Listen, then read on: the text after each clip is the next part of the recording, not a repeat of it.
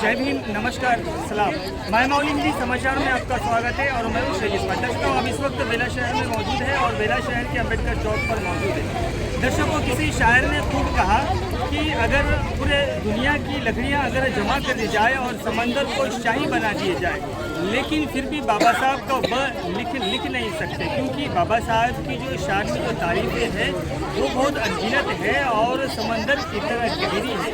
दर्शकों, अभी इस वक्त हम आपको बताएंगे कि स्टेज पर कई सारी गहरी बातें हुई हैं। अभी उन गहरी बातों के बीच में तो नहीं जाना चाहता, लेकिन कुछ मोटे मोटे शब्द जो है वो आपके सामने रखना चाहता हूँ। स्टेज पर कहा गया है कि बाबा साहेब के इतने इनाम हैं, बाबा साहेब के इतने हम पर हक है कि हम अगर दुनिया में जी रहे हैं और किसी से अधिकार से बात कर रहे हैं या तो कोई ओहदा प्राप्त कर रहे हैं या कोई नौकरी की तलाशी, शिक्षण विभाग में हम सामने जा रहे हैं या तो फिर शिक्षण विभाग में भी अगर सहूलतें ढूंढ रहे हैं, ये सब जो है वो बाबा साहेब के ही देन है और बाबा साहेब का ही हम पर एक एहसान माना जा रहा है। दर्शकों, कोई अगर स्टेज पर खड़ा होकर बात भी करता है तो वो बाबा साहेब का ही हक है, क्योंकि बाबा साहेब ने अपने बचपन से लेकर तो पूरी उम्र तक एक संविधान लिखा है और उस संविधान के हक से, उस संविधान के हिसाब से लोग, अगर देश के अंदर अगर संविधान नहीं होता था तो जनता जो लोग हैं वो जानवर बन जाती थी। उनको रहने सहने का, उनको कानून कायदे का कोई भी हिसाब किताब नहीं होता, बल्कि वो एक दूसरे पर उमड़ पड़ते थे। लेकिन बाबा साहेब की पुण्याई है, बाबा साहेब की एक दुआ है और बाबा साहेब की एक अच्छाई है जो हम सभी के ऊपर दर्शाती है। दर्शकों, यहाँ पर स्टेज के भीतर सभी क्षेत्रों में बातें हुई हैं और राजनीतिक दल से हो या सामाजिक विभाग से हो, सभी को यहाँ पर एक बात समझ में आई कि सिर्फ 14 अप्रैल को ही बाबा साहेब की जयंती नहीं, बल्कि हर दिन बाबा साहेब की जयंती मनानी चाहिए। और बड़ी खुशी की बात है कि यहाँ पर सभी लोग आए, यहाँ पर भी एक दूसरे को मिठाइयाँ बांटी और बाबा साहेब की जो आज का जन्मदिन है वो मनाया गया। धन्यवाद।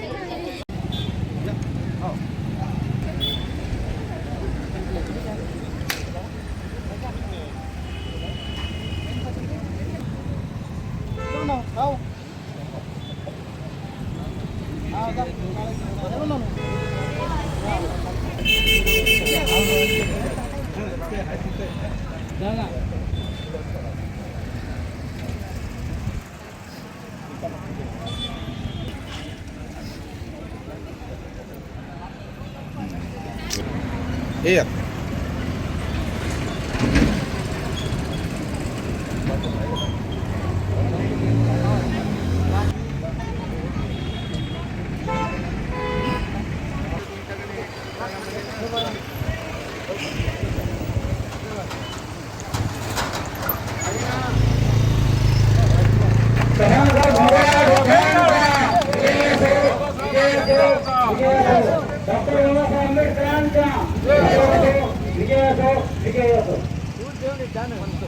या ठिकाणी नमो तस्सा भगवतो अरहतो सम्मा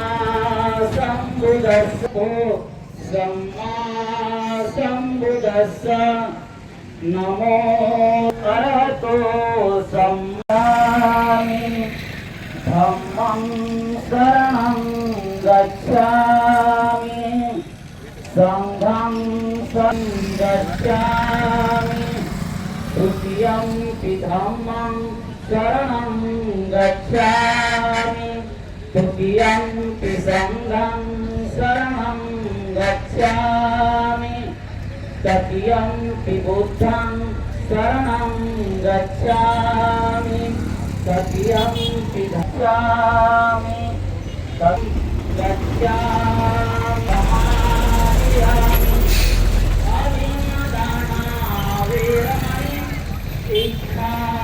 पदं समादियामि मुसावादा वेरमणि सिक्खापदं समामि सूरामेरयमणि सिक्खा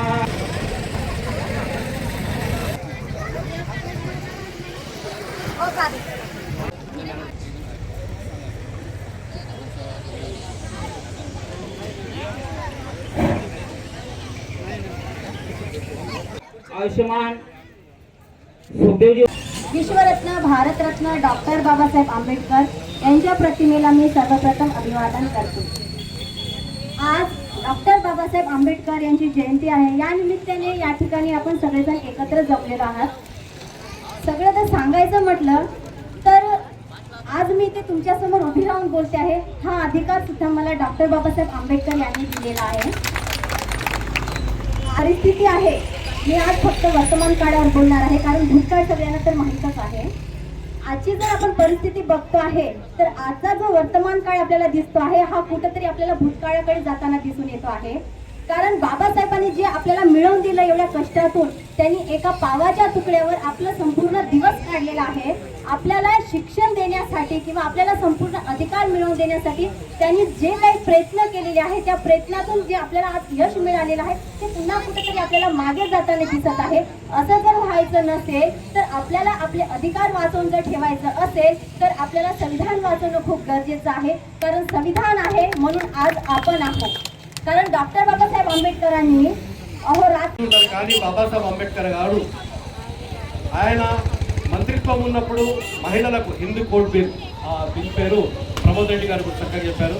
హిందూ కోడ్ బిల్, అదేవిధంగా బీసీలో ఉన్నటువంటి చాలామంది నాయకులు ఉన్నారు, సంఘాలు ఉన్నాయి, కులాలు ఉన్నాయి. కాబట్టి వాళ్ళకు కమిషన్ ఏర్పాటు చేసి వాళ్ళకు తగినటువంటి రిజర్వేషన్ కల్పించాలనేటువంటి బాబాసాహెబ్ గారి యొక్క ప్రస్తావాన్ని నాటి ప్రభుత్వం ఒప్పుకోకపోవడంతో మరి నేను న్యాయశాఖ మంత్రి ఉన్న తర్వాత కూడా మరి నేను న్యాయం చేయనప్పుడు ఎందుకు ఈ పదవి అని ఆ రాజీనామాను ధిక్కరించదు, ఆ రాజీనామా చేసేసిన పదవిని ధిక్కరించింది. అటువంటి బీసీల కోసము తప్పించి భవిష్యత్తులో వాళ్ళకు కూడా కమిషన్ వేసి జనగణ చేసి వాళ్ళకు కూడా రిజర్వేషన్ కల్పించాలనేటువంటి ఆయన చేసినటువంటి కృషి, మహిళలకు కూడా అన్ని రకాలు ఆస్తిలో కూడా ఈరోజు ఆస్తిలో హక్కు కానివ్వండి, పునర్వివాహం కానివ్వండి, బాల్య వివాహం నిర్మూలన కానివ్వండి, వాళ్ళ చదువులో కానివ్వండి, రాజకీయంగా కూడా ఇందాక చెప్పిర్రు.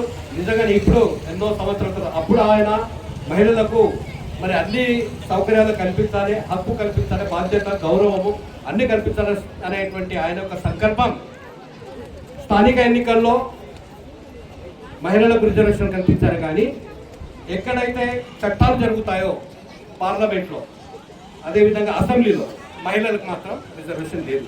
కానీ ఆయన ఇవ్వాలంటే ఈ రాబోయే రోజులు 16, 17, 18 ఈ 3 రోజుల్లో మహిళా బిల్ కోసం చర్చ జరుగుతుంది.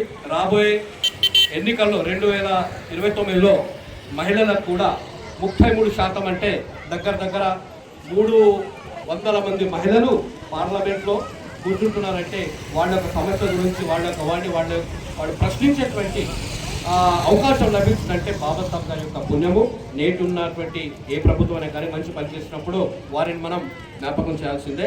మరి ప్రధాన మోదీ గారు ఈసారి 33% మహిళలకు రిజర్వేషన్ కల్పించడానికి ఆయన ముందుకు రావడం మనం నిజంగానే మనస్ఫూర్తిగా అభినందిస్తున్నాము.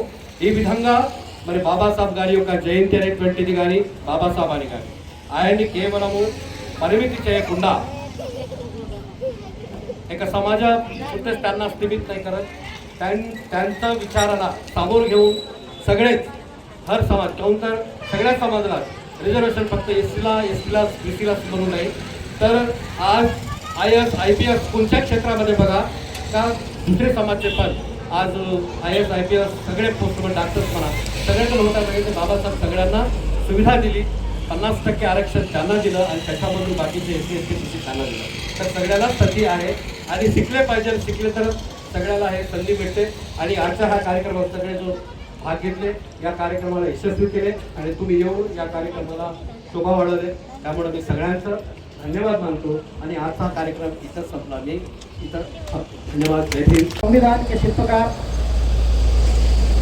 विश्वरत्न डॉक्टर बाबा साहेब के 135वें जयंती के शुभ अवसर पर आज मंच पर उपस्थित मान्यवर, उसी तरह मंच के सामने बैठे हुए मेरे माँ बहने, बाबा साहब के चाहने वाले सभी को मेरा जय भीम। जैसे कि हम जानते हैं कि बाबा साहेब अम्बेडकर जी का जो भारत देश की संविधान लिखने में जो योगदान रहा, शायद जिनका बचपन हम देखते हैं, बाबा साहेब का बचपन किस तरह गुजरा। उन्होंने एक साधारण परिवार में उनका जन्म हुआ। जब इनका जन्म हुआ, जब इनका स्कूल एजुकेशन, जब प्राइमरी एजुकेशन के दौर में इनके साथ क्या सलूक किया गया, छुआछात, जैसे कि जो अग्रवर्ण, जो उच्च जाति के लोग, इनसे क्या व्यवहार किया, ये सब हम जानते हैं।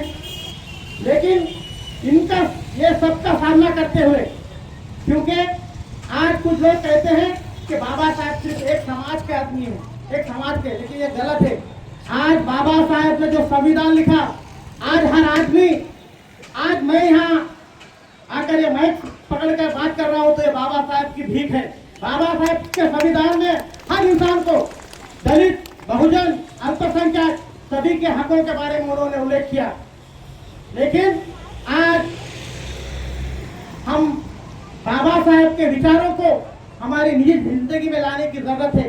सिर्फ फूल माला चढ़ाकर 14 अप्रैल या 6 दिसंबर को फूल माला चढ़ाकर उनको श्रद्धांजलि देने से नहीं होगा, क्योंकि बाबा साहब ने कहा था, शिक्षित बनो, संघर्ष करो, संगठित रहो। और उन्होंने कहा, शिक्षा वो शेरनी का दूध है जो जितना ज्यादा पीता है उतना ही दहाड़ता है। क्योंकि शिक्षा के बगैर, शिक्षा एक ऐसा हथियार है, मैं समझता हूँ एटम बम, जो दुनिया में आज बोलते हैं एटम बम से भी बड़ा हथियार शिक्षा है। अगर जब इंसान शिक्षित बनता तो उसको अच्छे बुरे की तमीज होती, और समाज में जो ऊंच नीच, जैसे जब बाबा साहेब ने जो झेला, उसी को उन्होंने शिक्षा के द्वारा, शिक्षा के हथियार से तो उन्होंने उसका सामना करके आज एक, अभी हमारे दोस्त ने बताया, भारत में नहीं बल्कि 192 देशों में आज बाबा साहेब की जयंती मनाई जा रही है। ये कोई छोटी बात नहीं है दोस्तों, क्योंकि ऐसे हम लोगों को आज से, आज बाबा साहेब की जयंती के इस अवसर पर हम सब लोग एक दिल से करेंगे कि जो बाबा साहेब के विचारों पर, बाबा साहेब ने जो रास्ता दिखाया, उसी रास्ते को चलकर हम बाबा साहेब के जो विचारों को पूरा करेंगे बोल के मैं बोलते हुए, और अभी वक्त बहुत हो रहा है, बोलने बात करने वाले बहुत से लोग हैं, मुझे इस यहाँ बुलाकर आमंत्रित करके मुझे बोलने का मौका दिया। फिर एक बार अम्बेडकर मेमोरियल के सभी सदस्यों का मैं दिल से शुक्रिया अदा करता हूँ। जय हिंद, जय भीम, जय संविधान। 91 ఏప్రిల్ 14న రామ్జీ భీమ్బాయి గారి ముద్దు బిడ్డ అయినటువంటి మన అంబేద్కర్ గారు జన్మించారు. మరి జన్మించినందుకు వాళ్ళ తల్లిదండ్రులు ఎంతో గర్వపడ్డారు. పుట్టినప్పుడు కాదు, పెరిగినప్పుడు తల్లిదండ్రులు సంతోషిస్తారు. మరి అట్లాంటి బిడ్డని అన్నటువంటి ఆ దంపతులకు మనం నమస్కరించవలసిందే. ఎందుకంటే మన భారతదేశానికి అంత గొప్ప బిడ్డని అందించి వాళ్ళు వాళ్ళ యొక్క భారతదేశాన్ని యొక్క రుణం తీర్చుకున్నారు. ఎందుకంటే ప్రతి తల్లిదండ్రి మన పిల్లల్ని మన సమాజానికి అందిస్తున్నామంటే వారికి మన సంస్కరణలు, మంచి సంస్కరణ ఇచ్చినప్పుడే మరి వారు సమాజాన్ని నిలబెట్టగలుగుతారు. మరి ప్రతి సమాజం లోపల తన వంతు బాధ్యత నిర్వహించగలుగుతారు. మరి మనం కూడా బాబాసాహెబ్ అంబేద్కర్ గారు మరి మన భారతదేశానికి మొదట న్యాయస్థానం లోపల మంత్రిగా పనిచేసిండ్రు. మరి వారు గౌతమ బుద్ధుని యొక్క ప్రబోధనలకు ఆకర్షించి తన యొక్క అనుచరులను 5 లక్షల మందిని కూడా అక్కడికి ఆకర్షింపజేసిండ్రు. మరి అతను సమాజ సేవనే కాకుండా ఆధ్యాత్మికంగా కూడా ఎదిగిండు. మరి ఆధ్యాత్మికంగా ఎదిగినప్పుడు కూడా మనం గొప్ప విలువలతో కూడినటువంటి జీవితాన్ని గడుపుతాం. మరి అతను మనకు ఇంత గొప్ప ఈ సమాజానికి సేవ చేసి మన భారతదేశానికి రాజ్యాంగాన్ని అందించి భారతరత్న గుర్తింపును కూడా పొందినటువంటి మహనీయుడు. మరి మన కులం లోపల జన్మించినటువంటి బడుగు బలగాల కులంలో జన్మించినటువంటి వాడు ఒక ఇది ఉన్నది, ఏంటి, కులంలో తొండు గుణవంతుడైన కులము వెలయుగా అని గుణం చేత. అంటే ప్రతి ఒక కులం లోపల గొప్ప వ్యక్తి ఉన్నారు అంటే ఆ కులమంతా కూడా అతని అంచెలై అతని అడుగుబాటులో నడిచి సమాజానికి ముందు రావాలి. మరి మనము భారతదేశం నాకు ఇచ్చింది అని కాకుండా నేను భారతదేశానికి ఏమిచ్చినా నా వంతు సాయం ఏంటిది. మరి ఇట్లాంటి మానీయులని మనము సంవత్సరానికి ఒకసారి పూజించకుండా ఇప్పటివరకు వీళ్ళందరూ కూడా చాలా చక్కగా చెప్పిండ్రు వాళ్ళ గురించి, అతని గురించి చాలా గొప్ప విషయాలు. మరి మనం తెలుసుకోవాలి ఏంటిది, మరి అతన్ని సంవత్సరంకి ఒకసారి పూజించడం కాదు, అతన్ని ప్రతిరోజు గుర్తుంచుకోవాలి. మన అడుగు ప్రతి అడుగు వాళ్ళ ఆశయాలకు వాళ్ళని ఆదర్శంగా తీసుకొని అడిగేయాలి. అప్పుడే మన జీవితం బాగుపడుతుంది. మనం కూడా మన సమాజానికి ఒక వ్యక్తిగా ఏమన్నా చేయగలుగుతాం.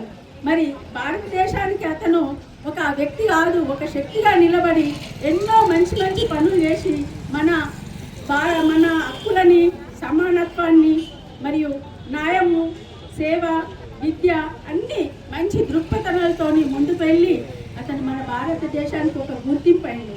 అట్లాంటి గుర్తింపు ఉన్నటువంటి మహనీయుడు మన దేశంలో పుట్టినందుకు అతను జన్మ సార్థకం చేసుకున్నాడు. మనం కూడా భారతదేశంలో పుట్టినాము, మన వంతు సాయము ఒక్కరిద్దరికి అందాలనే ఆశయంతో మనం రోజు ముందడుగు వేయాలి. మన వంతు సాయం చిన్న సాయం. जमलेले आहोत. तर आता बोलायचं का म्हणजे आता दादांनी सविस्तर सगळं सांगून टाकले, पण मी एकच सांगू इच्छितो बंधूंनो, बाबासाहेब आंबेडकरांनी जे मार्ग दाखवले आपल्याला, त्या मार्गावर चालून आपल्या जीवनात त्यांचे विचार, आचार सगळ्याच बंधूंनो. ताईंनी बोलता बोलता एक गोष्ट सांगितली होती बहिणी, आम्ही बाबासाहेब आंबेडकरांनी जे आपल्याला अधिकार दिले होते ते अधिकार आज थोडे थोडे कमी होत येत आहे. अशी डाऊट म्हटली नाही, डाऊट नाही आहे, ते 100% ते आज चालत आलेलं आहे. कारण तुम्ही पाहता प्रत्येक ठिकाणी जॉबच्या ह्याच्यात असू द्या, प्रत्येक ह्याच्यात आपले जे रिझर्वेशनचं आहे त्याला काढण्याचा प्रयत्न आज संविधानाला थोडं चेंज करण्याच्या प्रक्रियेत हे मोठे व्यक्ती चाललेले आहे. मी तुम्हाला सांगू इच्छितो बंधूंनो, ते संविधानाला आघात नाही पोचावं म्हटलं तर सगळ्याच लोकांनी, इथं असलेले BC असू द्या, SC असू द्या, ST असू द्या, मायनॉरिटीज असू द्या, सगळे एकजूट होऊन आपल्या संविधानाला आज वाचवण्याचा प्रयत्न करायला पाहिजे म्हणून मी तुम्हाला सगळ्यांनाच विनंती करतोय. कारण प्रत्येक ठिकाणी संविधानावर आज आघात पोचत आहे. त्यासाठी इथं जेवढे काही बसलेले आहे सगळ्या जातीचे, पंथाचे, सगळ्यांनी एकजूट होऊन आपल्या संविधानाला वाचवण्याचा प्रयत्न करावा. सगळे एकजूट व्हावं म्हणून मी सगळ्यांची विनंती करतो. आणि इथं बसलेल्या सगळ्याच युवकांना जे आज थोडं बाबासाहेब दाखवलेल्या त्या रस्त्याला सोडून आपले शिक्षणाकडे दुर्लक्ष करून आपलं जीवन नाशनाबूत करून घेत आहे, त्यांनी पण चांगल्या मार्गावर चालवून आपलं भविष्य चांगलं करावं म्हणून विनंती करत आज एवढे लोक जमले त्याबद्दल सगळ्यांचं धन्यवाद बोलत मी माझे 2 शब्द समाप्त.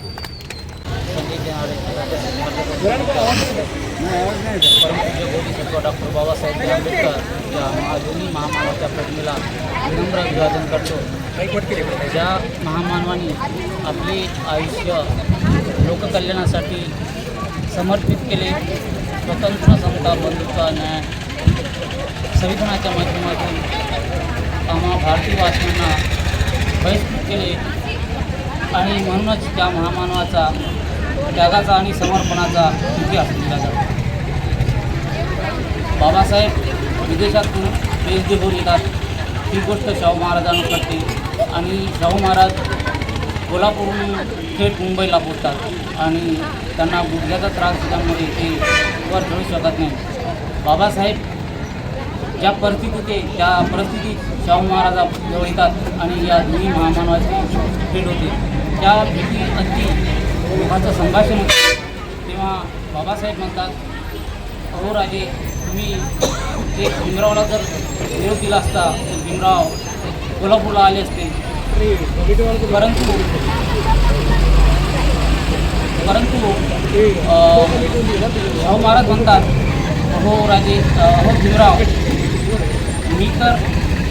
आम्ही तर परंपरेचे राजे, पण आपण निघतेचे राजे आणि आम्ही तुमची तारीख घ्यायला आलो. तारीख जेव्हा बाबा सत्कार करायचा आहे तेव्हा बाबासाहेब जी तारीख घेते त्या दिवशी कोल्हापूरला जातात आणि त्या ठिकाणी बाबासाहेबांच्या गळ्यामध्ये पुष्पहार अर्पण केली जाते. हत्ती सजवल्या जाते फुलांनी आणि हत्तीवर बाबासाहेबाला बसवले जाते. कुठे साखर वाटली जाते. आणि तासाच्या जोरामध्ये बाबासाहेबांची जयंती मोठ्या थाटामध्ये साजरी केली जाते. आणि ज्यावेळेस ती रॅली संपते बाबासाहेब खाली येतात आणि शाहू महाराज आपल्या डोक्याची फेटा बाबासाहेबांच्या डोक्यावर घालतात आणि म्हणतात आजपासून राजेशाही संपली आणि लोकशाही चालू झाली. या बाबासाहेबांच्या या त्याग आणि समर्पणामुळे आज या देशातील जनता मोठ्या उत्साहाने आणि आनंदी नांदत आहे. आणि म्हणूनच अशा महामानवाचा त्याग आणि समर्पणाचा इतिहास लिहिला आहे. या ठिकाणी आपण उपस्थित आहात तेव्हा चॅनलवाले बंधू न्यूजवाले बंधू सर्वांचे या ठिकाणी स्वागत करतो. आणि माझ्या जीवशब्दाला विराम देण्यापूर्वी हायाड पाकरांना पंख दिलेस तुम्ही, मुक्या वेदनांना शब्द दिलेस तुम्ही, तुमच्याच चेतनेने जगण्यास अर्थ आला. युगायुगांचा शोषितांचा युगायुगांचा शोषितांचा उद्धार तुम्हीच केला. आणि म्हणून या महामानवाला पुनश्च अभिवादन करतो आणि माझ्या दोन शब्दाला विराम देतो. जय भीम, जय भारत.